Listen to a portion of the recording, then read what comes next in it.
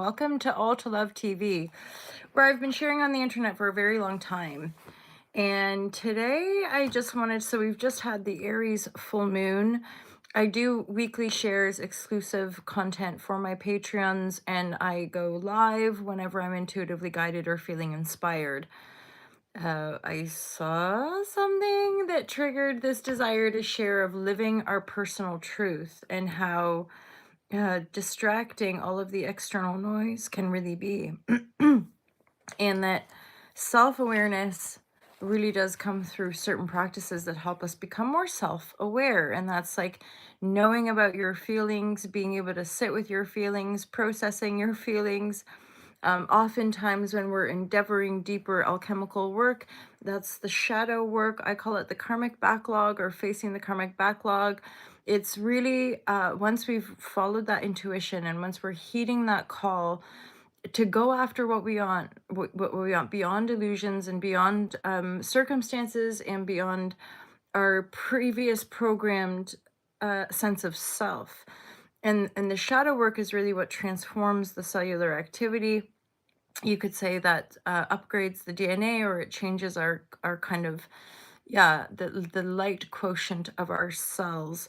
And living your truth, it requires, I would say, in this day and age, a lot of deep introspection and or working with healers, surrounding ourselves in those kinds of environments. But ultimately it's self-study, right? And that's paying attention to your thoughts and feelings so that you get to know, like, what are you thinking and feeling about? How do we hold space? Things like yoga, things like martial arts or tai chi, or just exercise, like straight up just doing things that help you get into your body. And that's a direct feeling connection with your own body, because increasingly I'm aware, longtime yoga practitioner, longtime yoga just teacher, and I'm super dupes aware that it's through discipline and continual practice of the yoga. And it doesn't have to be yoga, it could be any kind of embodiment, like practices that help you feel your body but also cultivate strength, right? It's the physical strength that actually helps us be emotionally resilient as well. Like they go together. It's like sitting in meditation for longer periods. Part of the purpose of asanas and doing yoga postures is purely to strengthen the body mind complex, to be able to sit for longer periods in meditation more comfortably, because the physical body can actually be quite a distraction when you're sitting in meditation and you get aches and pains and, again, like tension coming up in the body that can be really painful. So it distracts us from that presence, right? So doing the physical work that helps strengthen the physical body. Good morning, Scott. Amazing. So yeah, doing the physical work that helps us strengthen the physical body to then hold space for the spectrum of emotions, which are always moving through us. I was meditating last night with the sun setting. Was it in the middle? It was more in the middle of the day yesterday, but we're doing these sunset meditations, and increasingly aware of um, how much of a pattern break meditation can be, how much we can do in just a few minutes to withdraw from the external, to withdraw. And I speak to this simply too because we're all engaged with our phones for the most part. And it's just this constant stream of information that's hitting our psyche, right? And then as I meditate on the field, I never bring my phone with me because otherwise I potentially be distracted to be like, guys, look at this view. um, but I'll sit and meditate, and then, however long I'm sitting in meditation, and eventually open my eyes, and it's like Technicolor, and then I'll see and feel, rather, like feel the wind hitting up against my skin, and I'll be aware that these waves, the water, the ocean, it never stops moving. We don't stop moving, and yet most of us can be aware that we're in certain patterns, and um I can sort of reflect that too, that it's up to us to break those patterns, and meditation is a beautiful tool to do that. Even just meditating, implementing one session of meditation every day, but alongside conscious movement, there again, it's our personal responsibility as far as setting ourselves onto that path of self-care, of self-love, of um in it sort of in my awareness, there's a lot of nuance to a lot of it. It's not about like following trends. And again, your beingness, your connection to self and to spirit is really your own best guidance and guiding force, right? So it's like finding that light within us to guide us on our path. And I reflect to like in different times where I've been seeking, you could say. I stumbled, so back in 2001, after my early awakenings, I was like a bit lost, just drifting through life. And I stumbled across one of the first editions of The Power of Now by Eckhart Tolle. I was living in Vancouver, and he would have been living in Vancouver as well.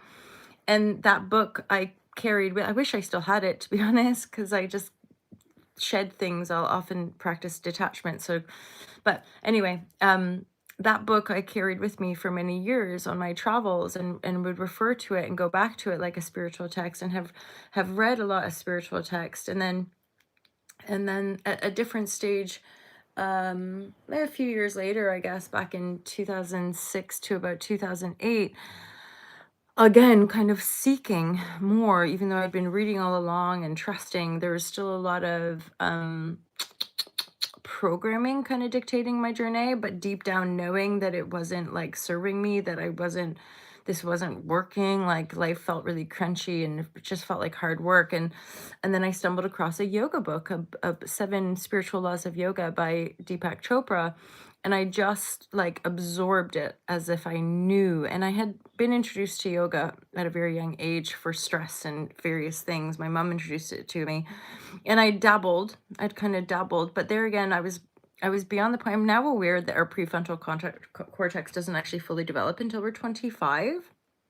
So by the time I'm 25, 26, it all starts connecting. I'm like, I get this. And then just because my life was an absolute shit show, not hi, woo. Life was despair, and I was on a path of self-destruction, and the yoga book come in, and it was like this deep call of like, I have to do this, I have to practice. And within about 4 years of committed practice and study and training, I eventually started to be able to earn money teaching yoga. And I remember having a bit of a breakdown because I was pursuing a performing arts career, and I couldn't energetically gel with the industry.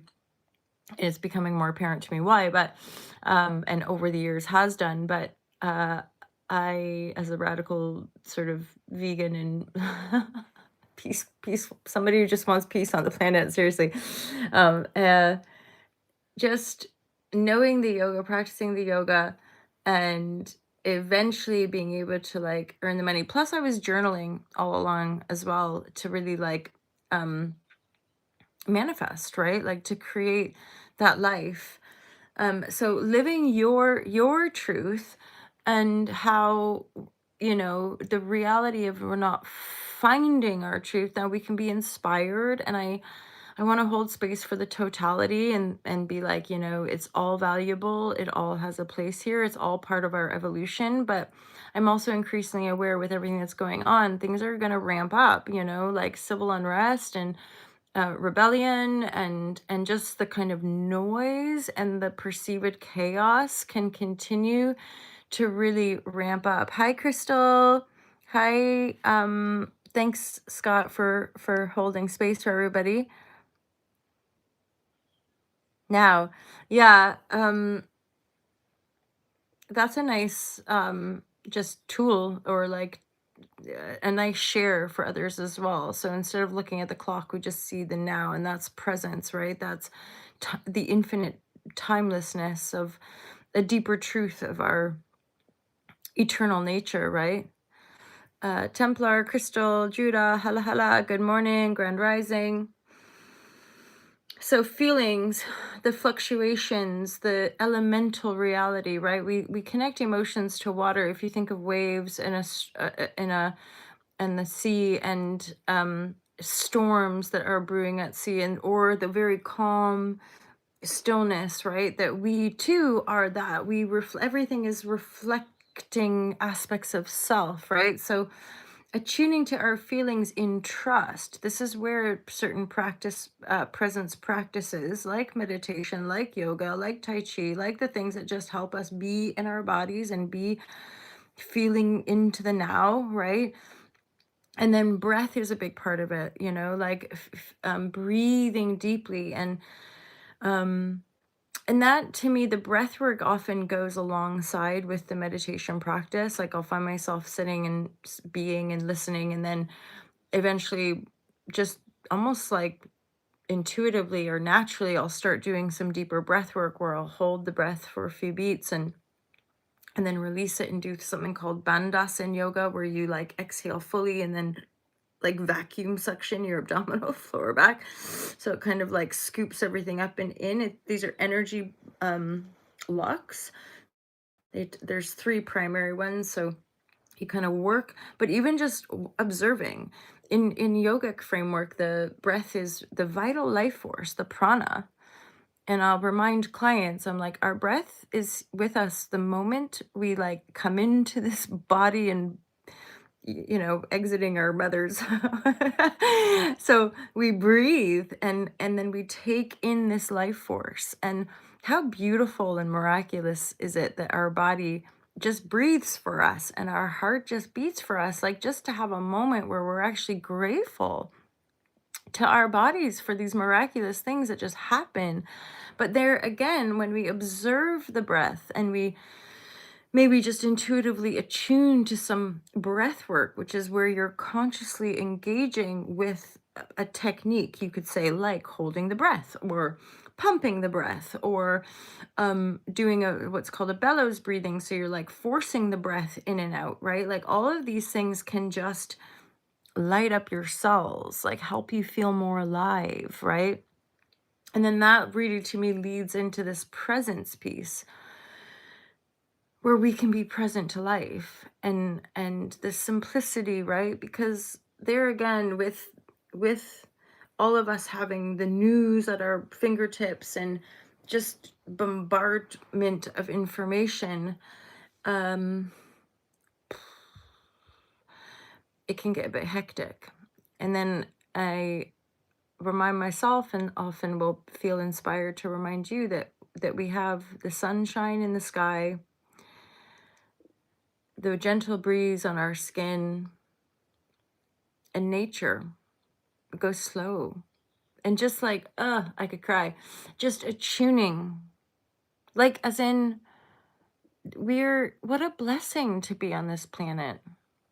And my heart goes out to people that are suffering homelessness or worse, like being um, oppressed and being exterminated. And like, I think a part of the witnessing in live real time, witnessing this level of pain and atrocity is really pointing to an unraveling of the old paradigm of kind of seeing the distortion, darkness and corruption for what it is, and knowing that whether it's external leadership via government or whether it's an external god via a dogmatic religious construct, the point is that the relieving of the Piscean age is us externalizing our godly nature, externalizing our divinity, but then also internalizing and then via the shadow externalizing the shadow, externalizing this darkness, sort of giving it away versus integrating our own shadow via choosing to live in love and unity. And it's to me the path of liberation. We're liberating ourselves from ages of oppression and conformity and externalized control, right? And thus, there again, there are different ways of looking at it. It's nuanced, but that we've given our power away to these externals, and you could say like to trade for the perception of convenience, the perception of uh, other people coming to save us versus the embodiment of your core truth, which is power. But it's not, again, it's not externalizing control power. It's connected to the whole kind of power, in unity with the whole, in love with the whole. And that, oh, I can sometimes feel little bits of tears coming up, but it's the earnest seeking in love for all that is that helps us hold space from the light of our awareness for the darkest aspects of self. And it's transforming the darkest aspects of self that actually breeds compassion for the darkest aspects of our common humanity.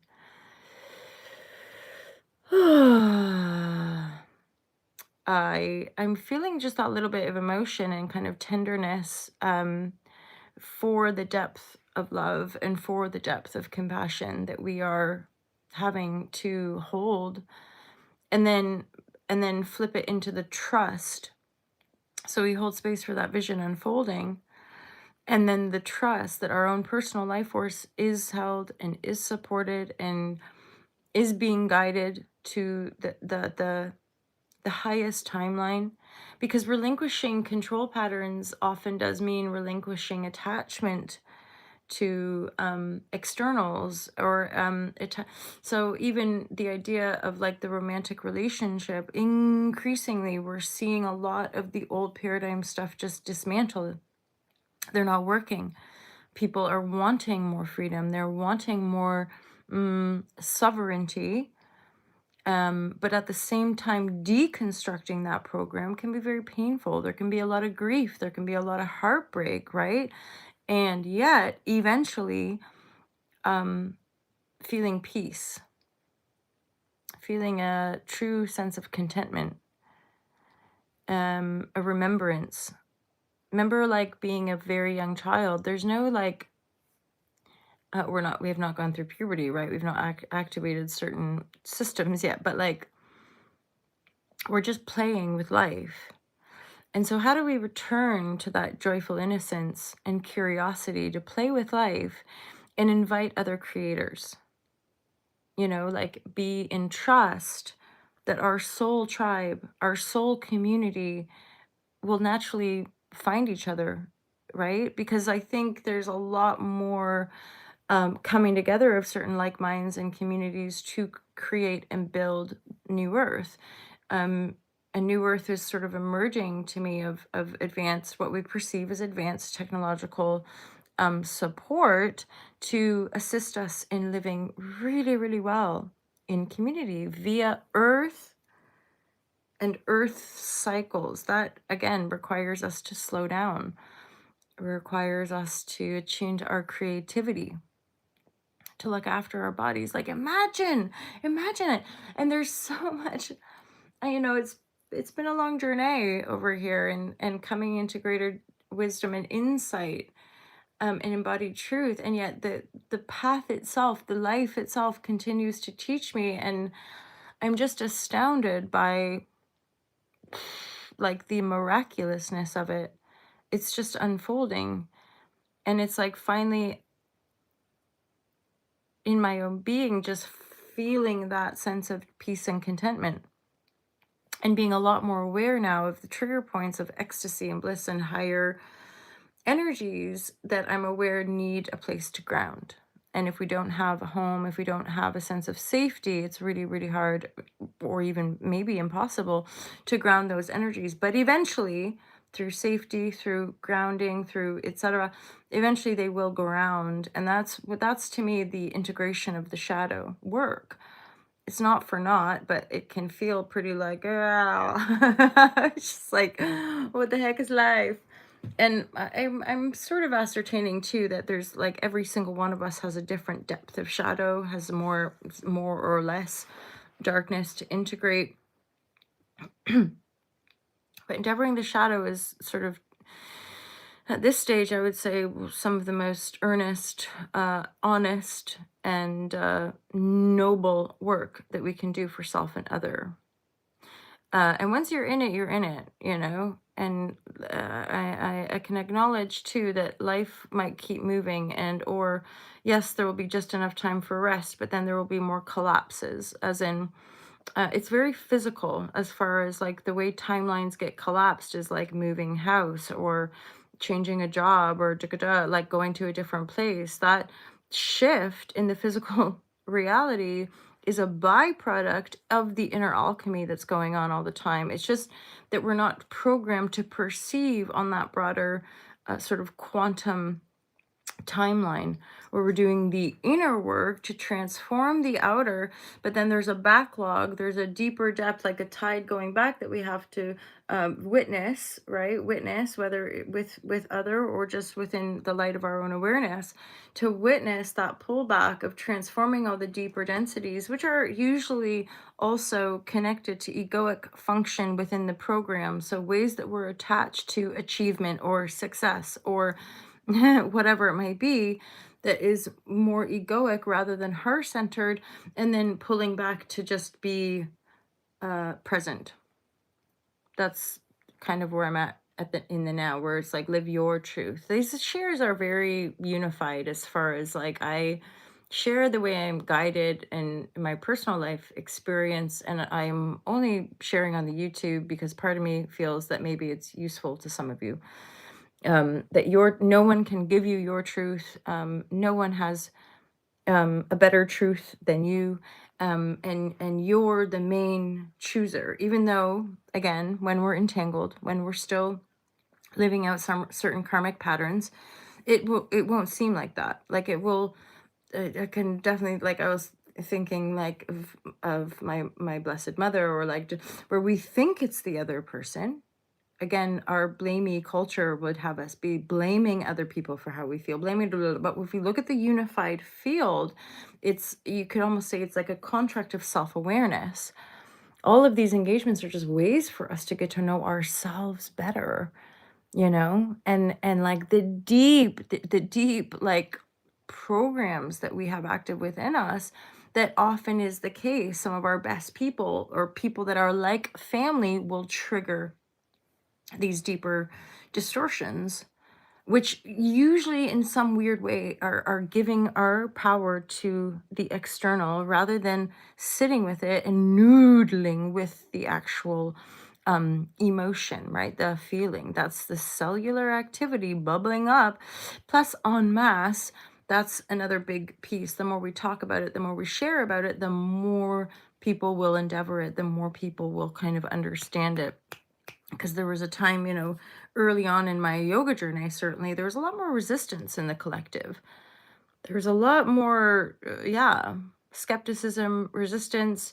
15 years later, people get it intuitively. That's been maybe it's also my embodiment, right? But like people just get it, whether or not they actually want to do that work. And I'm now coming into this place where I really recognize how much privilege and entitlement is a huge shadow, but it's less obvious until it's not. That's part of the flip of the power and the paradigm, where more people like the meek shall inherit the earth, not the super billionaire wealthy elite class, right? So there's a certain tier, upper middle classes or whatever, that are still chasing, that are still holding on to that grid, where eventually it will become obvious that that sense of entitlement, arrogance, and privilege is still suppressing a massive, massive shadow that maybe some of us with less of that entitlement and privilege have already burned through some of that egoic function.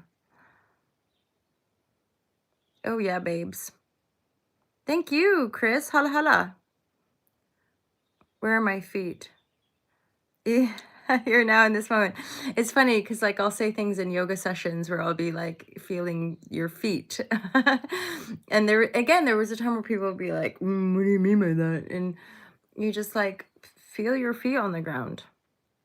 Even when you connect, when you're really quiet and you can go outside and you can put your feet on the ground and you can actually, I swear to God, you can feel the earth like a sponge, just like absorbing tension, that we align with it. Bradley Beer, a lot of funny spiritual people out there. Hells yeah, my lover. There's as in how to, so I'm thinking of it within the construct of the paradigm of like, because in a certain way, the way, maybe all over, but my perception of that is that it looks nice, it can look nice, all these words like transform and da da.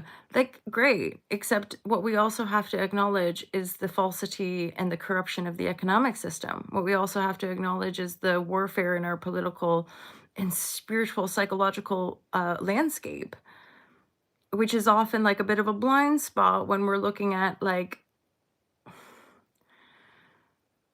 so if because what it I speak from the perspective of being a privileged white person, but there's a lot of like the expression whitewashing where you're coming from a place of supremacy and then using these ancient tools which actually come from all different races, right?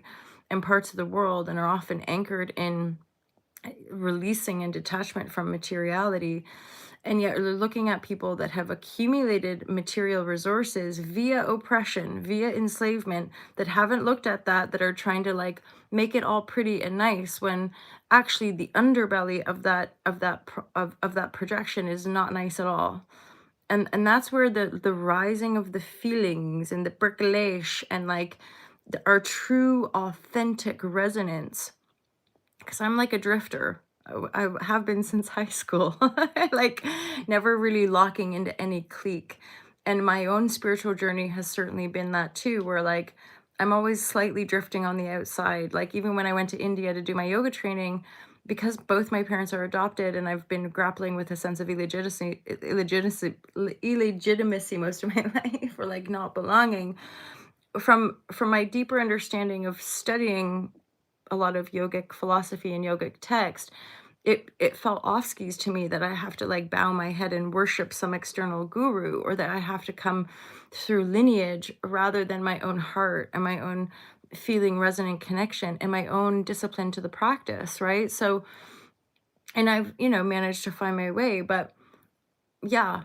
And as in we live in a there's it's the disconnection of our capitalist structure, of the long historical framework of corruption, colonialism, land grabs, right? And we're carrying the density of those experiences through our lineage to inevitably eventually break free from it and be real. Because to me spirituality is like honesty, and you can usually, if you're a connected human, you can usually sniff it out eventually. Although marketing can be clever, right? That's what I've certainly noticed because I've dipped in and out of different teachers. Some of my fave teachers are people that the way they come across on the social media is how they exactly were in real time. Like when I've had the chance to train with teachers that I respect, and then I get to meet them and they're like exactly how they are in the intro. I'm like, hala, hala, hala, hala, hala, hala, hala. Versus you can feel it right away as well, versus when you meet teachers or gurus or people and you're like, it's all off skis. It's like the crew, the people surrounding the, and this is where when we get into too much celebrity or get into too much kind of identification in that way, I think it can break down. And or we meet someone in person and just realize like, yeah, they're not my vibe, or we just don't really like them in the same way. There, nature speaks truth. That's the vibratory right there. Our feet grounding and nature speaks truth. Oh God, it's like, as in this is, our feet are on the ground, the trees, the birds, the bees, the sea. This is the primary home. Everything else, we can build these structures. Yes, we can, what have you, but it's from an awakened empathic heart. It's just not as fun when our false sense of security and our false sense of like convenient capitalist consumerism is at the expense of other people in different parts of the world. Like it just, or that our consumerism is actually destroying parts of the planet. Like it just makes no sense. This is where we need more balanced leadership. This is where we need more men and women alike. Like this is a huge learning curve. I don't know about you guys. Like I was literally fantasizing last night about learning how to light a fire in the wet, because it's the UK. Like it's wet here, so I'm like, I want to know how to make a fire when it's wet outside. Yeah, like nature skills. I just want to learn more nature skills. and like learn more about food and herbs and grow them myself and share that with other people. Like there's so much, I just blah. There's so much to learn. Like it's like the yoga, yeah, whatever yoga. Like now it's like earth and just spirit and less ingesting of the phone time and more sharing. And this me sharing to you where it's like share more, my lovers. And however you're guided to, right? Like in whatever way that you're guided to. And I know that there's some Patreon crew members here, and it's like I know that's where we're at, like longstanding crews have always been expressing themselves and sharing creatively and sharing, generously and stuff like that. So that's our little corner of the internet at Ultra Low TV, which is like the new paradigm vibes, right? And I appreciate the I can see that you're doing some fucking awesome moderating because I haven't even seen those. Reclaiming our sovereignty. Yeah, in connection to earth, in connection to heart-centered wisdom. Where again, a lot of the info that we're having to witness as a collective is like the opposite of that. It's like the old, so old, like thinking that we're better than other, thinking that we're superior race, thinking that we're the chosen ones, rather than just empathizing with the disconnection. And it's weird, right? Because it's part of that original sin, original disconnect from heart-centered unity with God, him or herself or themselves, that breeds this weird distortion of like, I am better, therefore I need to get more, therefore I need to prove myself to God or something like that. It's like, but we're all God, and so is the earth, and so is the sun. I'm hearing sunshine, lollipops, and rainbows.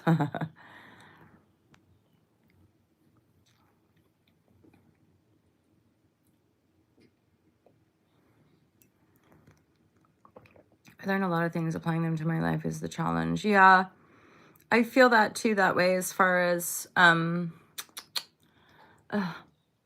try to lighten up on myself a bit, but like being in certain patterns, I mean, like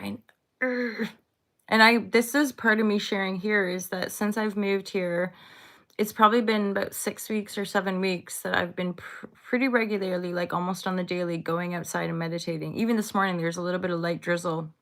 And I was like, no, because what I'm really feeling is also so because I'm going outside more and getting in the sea more, and I'm starting to meditate on a regular basis again in a deep way, the meditation reminds me that that's the pattern break. That's what kind of like softens the noise and helps me return to stillness and helps me feel in unity with spirit again. And then,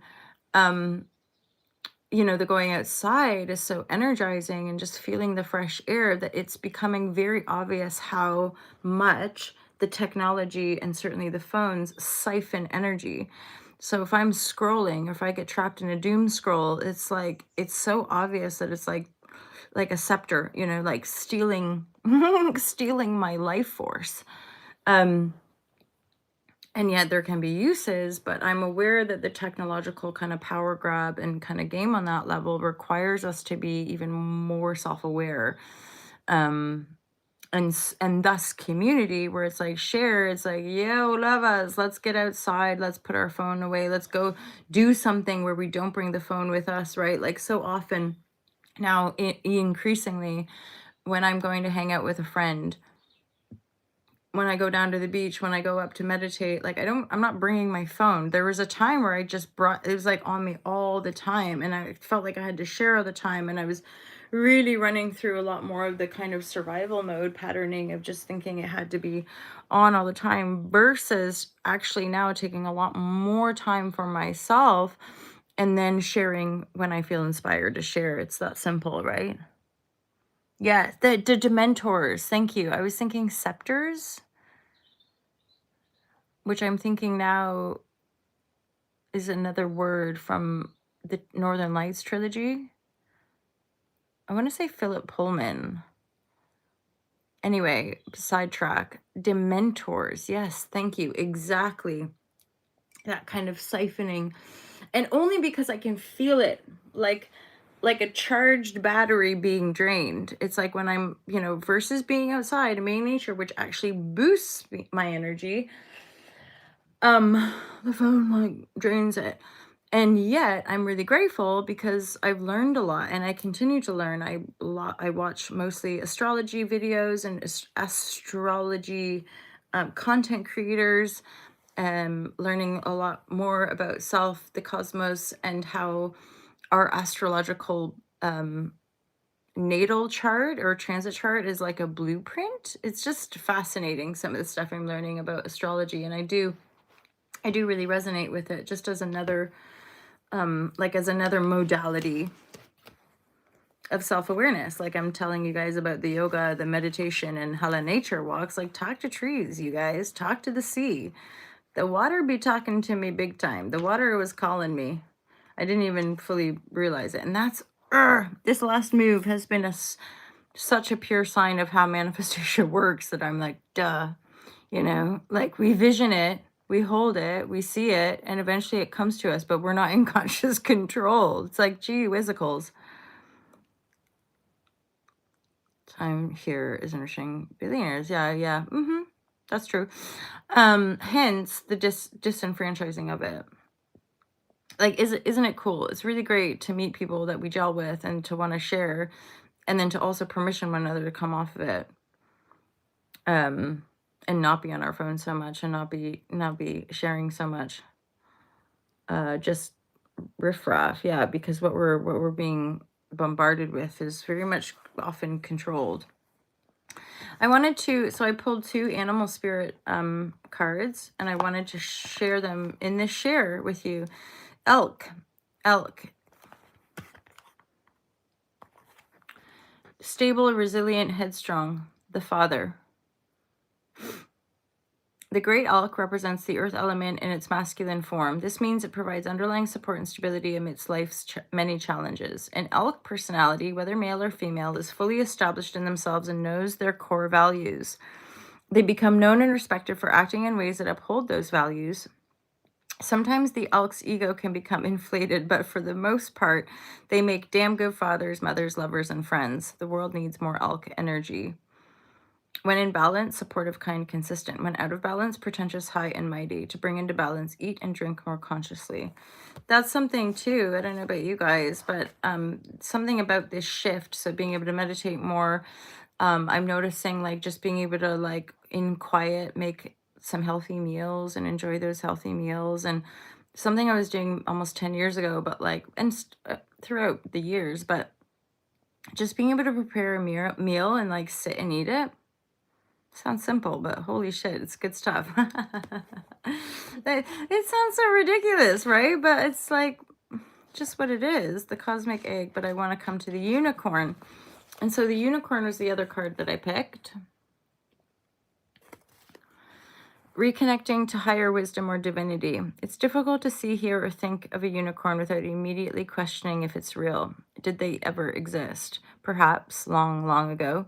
The mind answers, maybe, or it could be, or no way. This very contemplation explains our relationship with divinity and encapsulates our wavering belief in the unicorn. We wonder what divinity is. We wonder where our intuition comes from, and if we can really trust it. We think about a higher power and our mind hesitates between yes, no, and maybe. Is it male or female? Does it have a name? Is it just a feeling? The unicorn card appears and wakes us up to curiosity about the higher self and the divine. It is a card of questioning, exploring, and contemplating the inexplicable. The mind's eye knows there is something beyond our day-to-day lives, a deeper dimension to our experiences. The mind's eye reaches and reaches and reaches out to grasp something more. You are the unicorn, and you have begun your quest for answers. The unicorn and the 6th chakra, inner eye, it's no surprise the subtle essence of the unicorn card resides at the 3rd eye, the exact place from which the unicorn's horn extends. This center is called the Anyas chakra, or command center. The ancient yogis believed it to be responsible for our intellect, intuition, and deepest wisdom. Some say our two eyes see the past and present, while this third eye peers into the future. That's the idea of manifestation, right? So we're aligned and then we receive a vision. And like, again, especially if it's quite expansive and loving, that vision is part of our highest good. And that's where we line ourselves with that vision and trust in the unfolding of our path. Thanks. Oh, thanks, Gazetala. Oh yeah, that's another one too. Like, and thanks for that added one too. Like when we're preparing, actually feeling that love for the food. Thanks for being here, everybody. I'm gonna wrap it up. I appreciate every single one of you, my patrons who are here, and everybody else who dipped in and out. I really, really appreciate you guys. And thanks for liking. I can see that some of you liked this video already. If you feel like this content might be useful for people in your world, then feel free to share it. Subscribe to my channel. And yeah, thanks, Chris. Have yourself a great day. Great to see you, Chris. Great to see you, Scott, and everybody else. I'll be sharing again soon, whenever that is. Or check out my shorts, my tarot shorts as well. Take off, hoser. Take off, hoser, okay? Have a great day, you guys. See you soon. Take care. Peace out.